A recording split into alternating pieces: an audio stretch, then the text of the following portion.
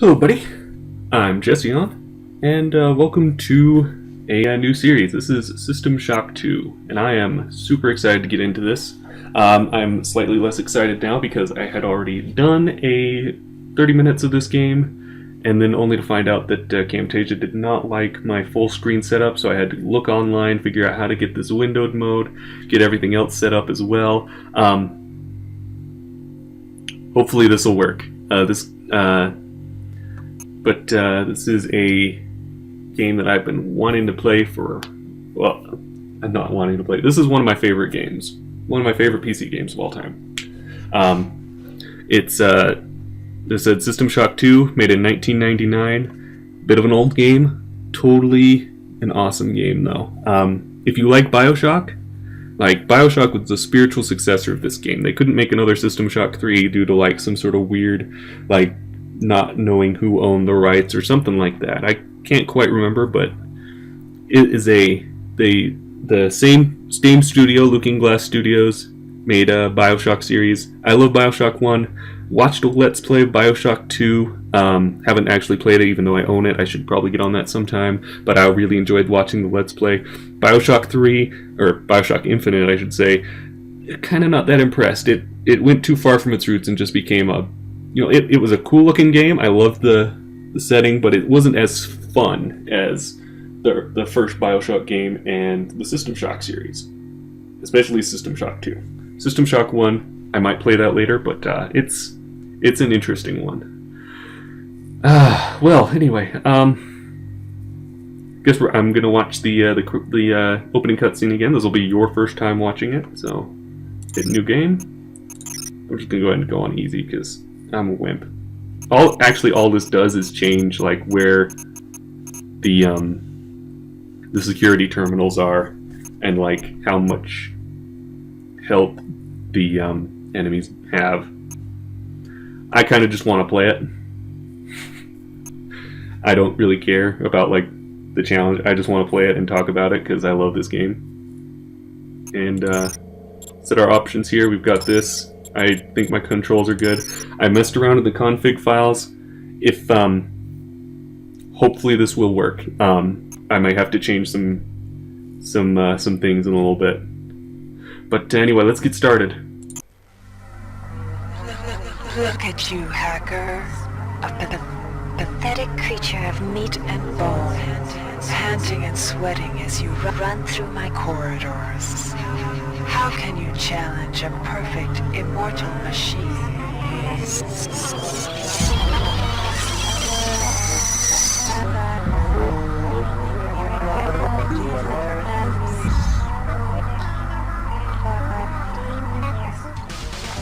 In 2072, a rogue artificial intelligence known as Shodan lost her mind.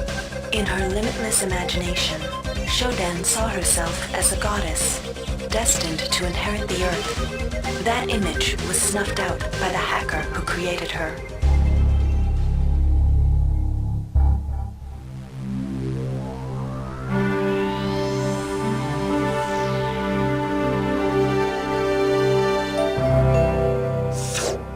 February 3rd is the day the magic happens. The Von Braun, the first starship in history capable of traveling at faster than light speed, will undertake her maiden voyage. This incredible journey is the result of teamwork between the UNN Protectorate and the incredible scientific minds at the newly relicensed Tri-Optimum Corporation. Imagine being able to travel to distant star systems in a period of weeks. It's all part of Tri-Op's commitment to the future. The Von Braun is packed with over 1.8 billion flight, scientific, and security systems, nearly all developed by Tri-Optimum and its wholly owned subsidiaries. Providing security for the Von Braun as she plows through the heavens will be the UNN Rickenbacker. At her helm will be no less than Captain William Bedford Diego himself, hero of the Battle of Boston Harbor during the Eastern States Police action. This incredible union of government and corporation is made possible by an intricate series of docking mechanisms that will allow the Rickenbacker to piggyback its way into jump space. Sleek, fast, revolutionary. Who knows what wonders await our crews in the bosom of the cosmos? All we do know is that it's a great day for mankind.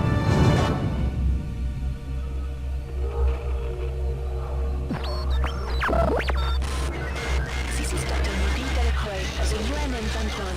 We've been hijacked by an unknown force. Ship security has been compromised. Do not allow the ship... Repeat, do not allow the ship to leave under any circumstances. I don't know what we're up against here.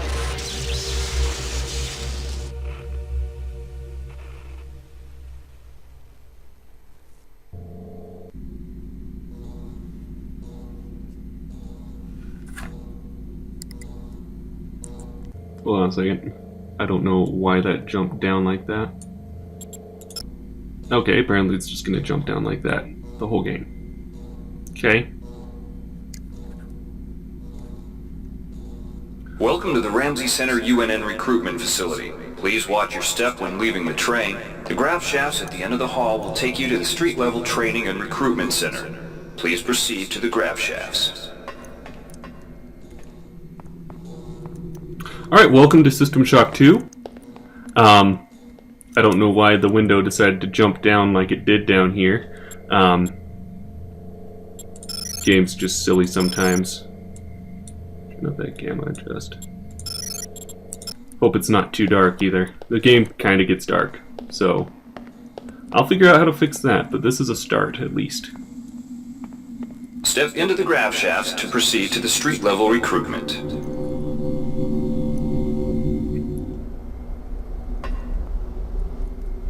I'm gonna poke around here. There's Trioptimum. That's our big megacorp in this slightly cyberpunk. No, it's pretty cyberpunk actually. Sandman Audio. I'm just like looking around because this is the only time you'll see this stuff. Like Happy Noodles. Like you'll never see these logos anywhere. You'll never see that truck anywhere. You'll see the Trioptimum logo a whole lot, but like these people just sitting around in here. I'm watching them. You'll never see that. This truck, you'll never see it. But I'm hoping now we'll walk in here. Oh, apparently shift you're on auto run in this game, so shift is walk instead of run. But yeah, this game has like all this cool little stuff. This is basically our like in BioShock where you're crash landed on the plane and Before you choose your career, you'll want to learn some basic abilities. First, you should go into the basic training center. When you're done with basic training, proceed to the advanced training area. I usually don't do basic training, but I need to test something. To pick up some basic skills you'll need to get by in the service, enter this CyberLink booth. Inside, you'll learn the basic skills you'll need to get started. Welcome, trainee. While you're in our virtual training courses, it doesn't we scale. provide you with a simulated cyber interface. This training interface is identical to an actual military-grade cyber interface. Now, let's try it out. Move the mouse. See how it changes where you look? That means you're in shoot mode. Hit the tab key. Or E. This puts you in use mode, where you can use your mouse to interact with both of items them. in the world. Okay, so I actually have Open both. your primary MFD, or multifunction display, by clicking on the MFD button near the bottom of the screen. Hey Scouty, you're This playing display shows Counter-Strike. your strengths in various areas. When you're ready to continue, press the tab key to go back to shoot mode. Again, or E. Try changing between modes until you get the hang of it. Follow the red path along the ground to the next training station. Or exit. There we go. You've done well. Remember, if you're unclear on any aspect of what you've just learned, you can repeat the training as often as you wish. If you've completed basic training, you're ready for the advanced lessons provided here.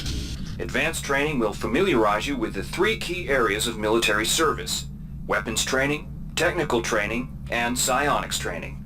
Approach the CyberLink booth of your choice to train in that area. When you finish training in the 3 areas, proceed directly to the recruitment center to choose and start your military career. These just basically show you like how to shoot stuff, how to hack stuff, and then like how to use psi abilities. I'll just show you how, like, shooting stuff's pretty easy. You point and shoot. R to reload. Hacking stuff, I'll just show you myself. Psi stuff, I'm not going to get into, just because I'm not going to Here's do where that. you make your choice, soldier. Here's where you enlist in one of the 3 branches of the military. Once you decide on your branch of service, there's no going back. A shuttle will take you to a UNN orbital space station, where you'll receive a briefing regarding your yearly postings. Good luck.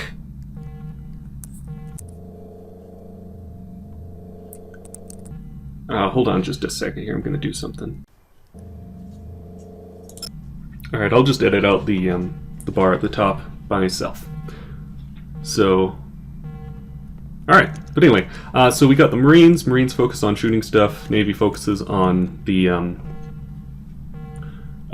technical aspect, and then the OSA is your Psi Corps. Yeah, we're gonna go Navy, just because that's how I do things. I like the Navy.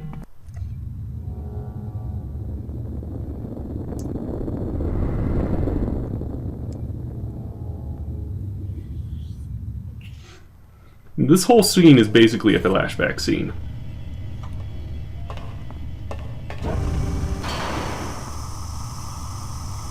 Remind me to fiddle with the HUD, make it bigger next time. Welcome aboard the space station Chesapeake Bay, sailor. It looks like you've picked up some standard weapon skills at basic on Coronado Island. Now it's time for your tour of duty. Your tour will consist of 4 postings over 4 years. In this man's Navy, you're given a choice of 3 different postings a year. It's up to you to decide what kind of career you want to have, so choose wisely. Just approach a shuttle bay to receive a briefing on a posting. If you think that posting is right for you, head into that bay to accept the assignment. Okay. And, you know, there's some cool little Easter eggs when if you watch these things carefully. I only found it while I was recording last time and it broke, so you're not going to get as cool a, what the heck? Wait, did you just like... I don't think that's the graphics breaking. It might have been, though. That was weird, though. That was like that was weirder than the game itself is.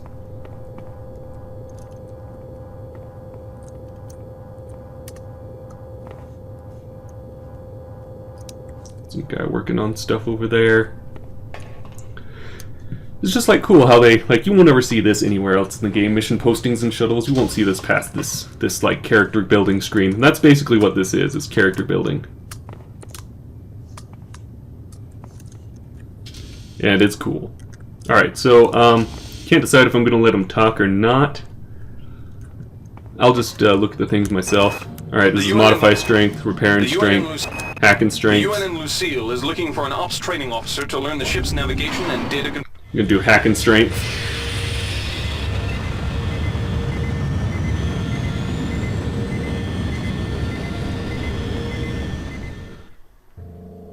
February 13th, 2112, your tour of duty aboard the UNN Lucille has concluded. You've spent a productive year. Captain Mayer was pleased with your work, especially with the initiative you showed in physical training. A friendly ensign showed you some backdoors into the ship's primary data loop, and you spent your off time pumping good old-fashioned iron. Gained +1 hack and +1 strength. Let's see, this is standard weapons. That's the one I'm going to take. Training school. Well, maybe not as respected as... And last time I let him talk the whole time. I kind of don't want to this time. It's just sort of like, it'll tell you once you're done here, like this. February 11th, 2113, your tour of duty at the Laverne Tactical Training School has concluded. A year of firing ranges, mock boarding parties, and war games has done you good. You spent plenty of time with military-grade pistols, assault rifles, and even auto shotguns. You gained 2 standard weapons. The Navy strongly encourages every sailor to undertake some amount of zero-G training. A year at the Yamamoto... I'm going to do endurance. maintains a survival training school on the surface of Io, the 3rd moon of Jupiter. I'm going to take the endurance because it is important.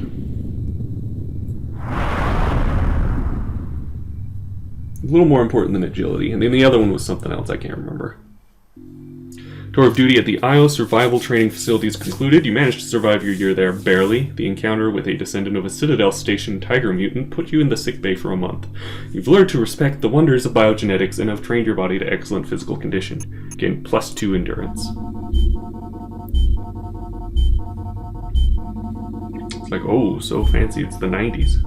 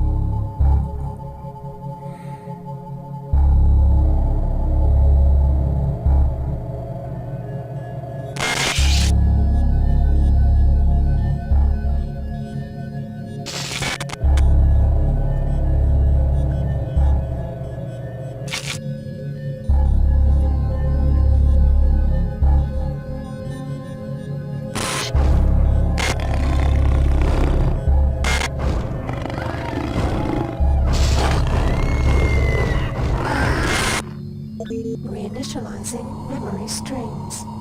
Restoring patient memory. Restoring memory. Restoring memory.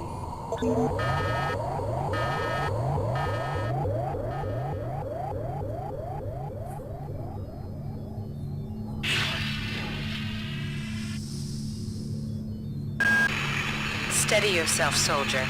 This is Dr. Janice Polito of the computer ops staff of the Von Braun. You're safe for the time being. You're recovering from the effects of surgery and will be unable to remember any of the events of the last few weeks. You're on board the starship Von Braun and something's gone very, very wrong. Some kind of force has hijacked this ship. That's why you volunteered to be implanted with some experimental cybernetic implants. Rely on your cyber interface. It just might save your life. You must find an elevator and come up to Deck 4 to meet me. Deck 4. Can you remember that? But keep your eyes open. They're after us both now.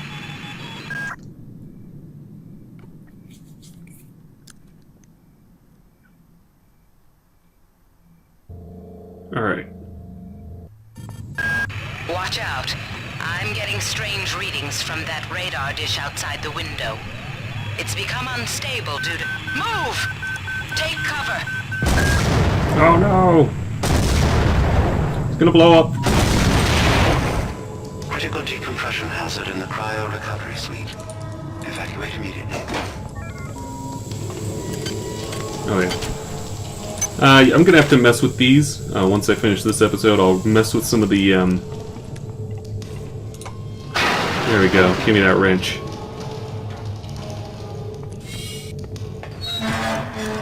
Oh crap. The entire sector is depressurizing and the blow vacuum shield won't last long.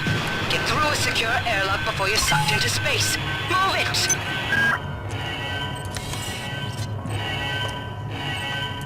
Okay, we got this guy.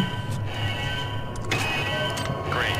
Gonna change the access codes out of Cryo A again. Like I've got nothing better to do.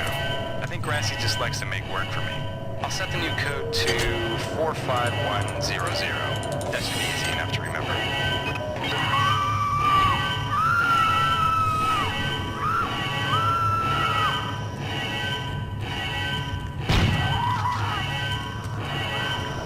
It just occurred to me that I forgot to look at the little Easter eggs. Warning. Decompression event imminent. Please move immediately to cryo recovery B. Decompression event imminent. I forgot to look at one of the at the Easter eggs. There was a I was going too fast. There was a protocol droid doing the Macarena at one point. This power cell is dead.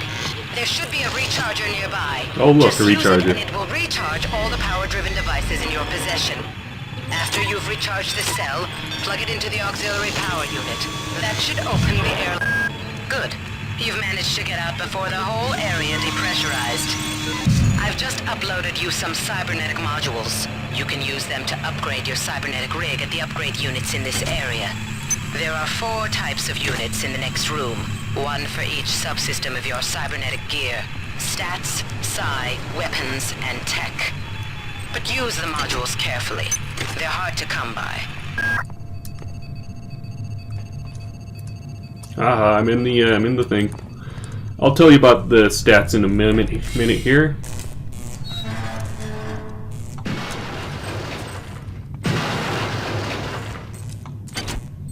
There's 4 more cybernaut modules. We'll just go ahead. Cyber nodules. Haha.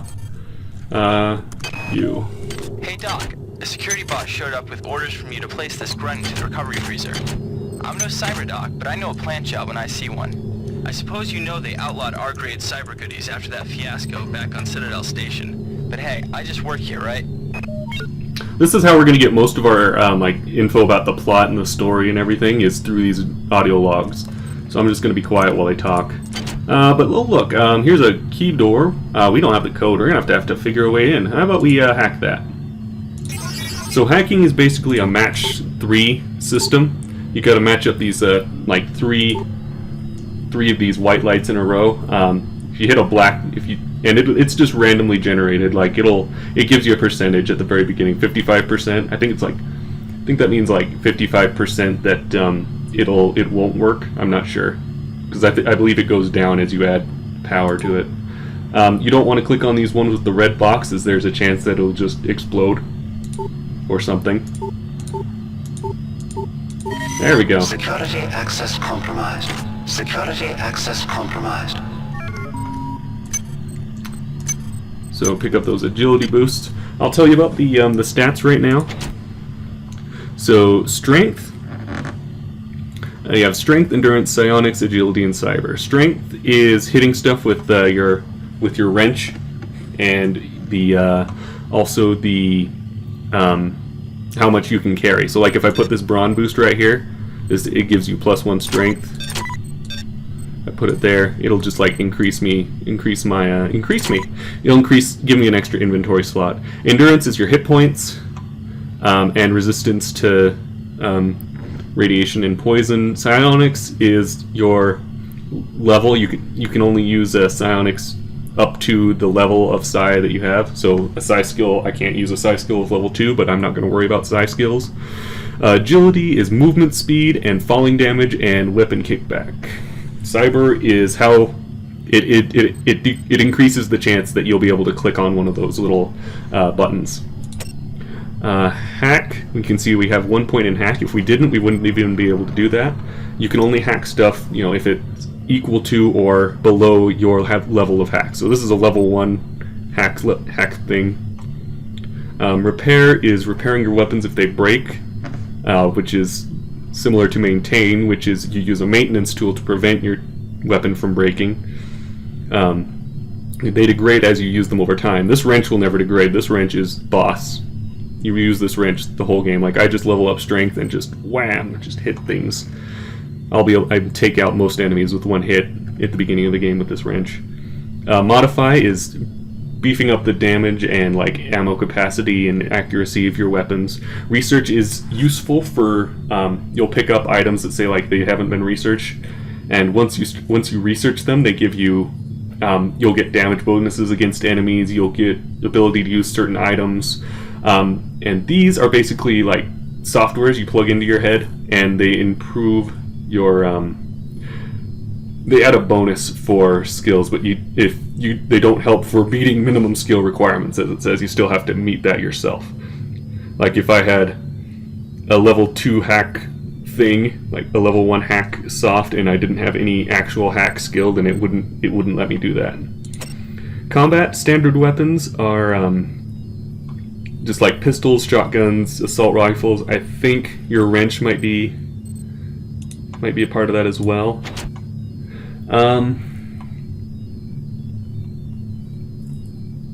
It doesn't have any weapon skill. Alright. Oh, whoops, wrong button.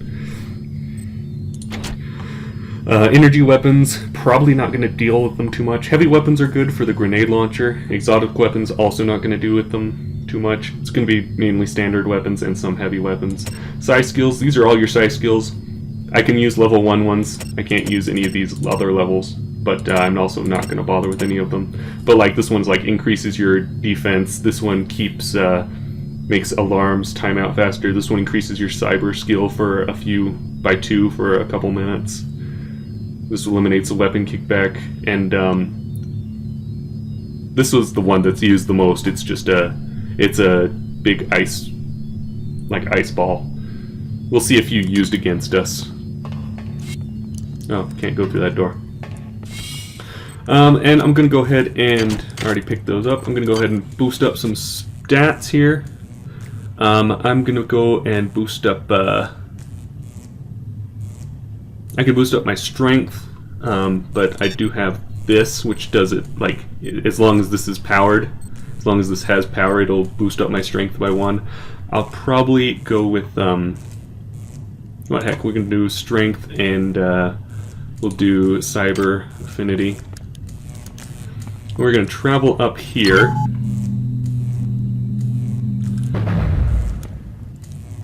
I'm going to send that back down. You'll see why in a minute. So here, alright, so first off, this is our Black Ops Psionic Amplifier. This is used to buff up your... This is what is not even buff, it's just this is what you need in order to use psionic skills. I'm not going to take it. I don't want psionic skills. But this is like one of the few spots where psionic skills come in handy.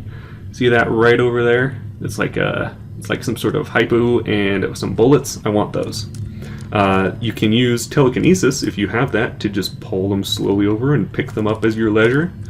You can try to do the jumping puzzle, and we're gonna do the jumping puzzle. This speed booster increases our agility for a little bit. You can see we're already like, whoa, moving way fast. And we went a little too fast there. We're going like, this is like super fast. We got the, seriously like we're like using some speed here. Alright, we're actually dying. I've already taken a bunch of damage. What is my max anyway? It doesn't say. It doesn't give me my max, just the total. Or just what current is. And we've already slowed down again. But pretty much. Last time I was able to just jump it with no problem at all. I don't like using the speed booster because I don't like going that fast. That is like way too fast. But gonna have to use that hypo. Q is the medical hypo. We can see we had one, I used it.